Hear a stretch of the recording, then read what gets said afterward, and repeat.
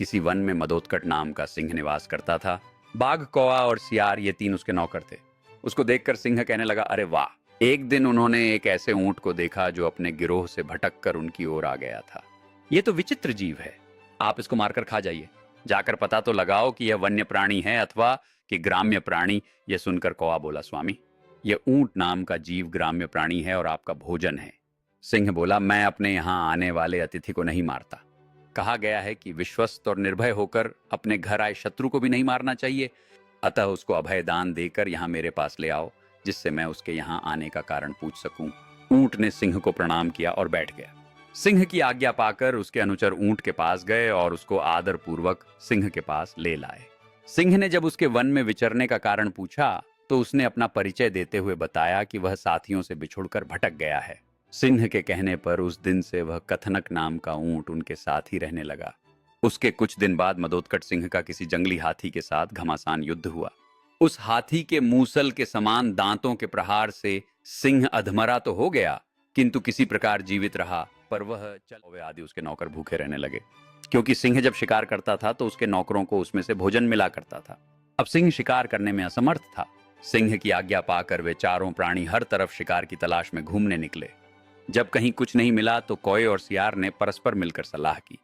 शृगाल बोला, मित्र कौवे, उनकी दुर्दशा देखकर सिंह बोला, किसी ऐसे जीव की खोज करो कि जिसको मैं इस अवस्था में भी मारकर तुम लोगों के भोजन की व्यवस्था कर सकूं।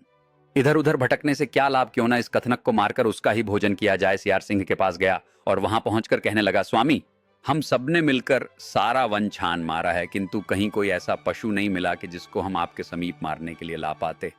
आप बीमार हैं, अब भूख इतनी सता रही है कि हमारे लिए एक भी पग चलना कठिन हो गया है। यदि आपकी आज्ञा हो तो आज कथनक के मांस से ही आपके खाने का प्रबंध किया जाए। पर सियार ने सिंह को किसी तरह मना ही लिया।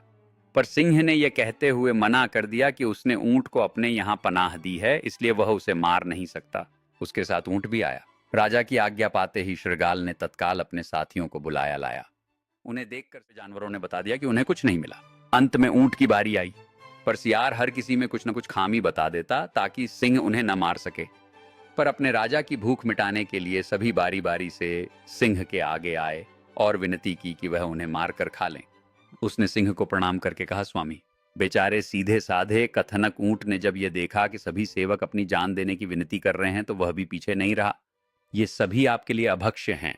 किसी का आकार छोटा है, किसी के तेज नाखून हैं, किसी की देह पर घने बाल हैं। आज तो आप मेरे ही शरीर से अपनी जीविका चलाइए, जिससे कि मुझे दोनों लोकों की प्राप्ति हो सके। कथनक का इतना कहना था कि व्याघ्र और सियार उस पर झपट पड़े और देखते ही देखते उसके पेट को चीर कर रख दिया। बस फिर क्या था, भूख से पीड़ित सिंह और व्याघ्र आदि ने तुरंत ही उसको चट कर डाला। सीख धूर्तों के साथ जब भी रहें, पूरी तरह से चौकन्ना रहें और उनकी मीठी बातों में बिल्कुल न आएं, और विवेकहीन तथा मूर्ख स्वामी से भी दूर रहने में ही भलाई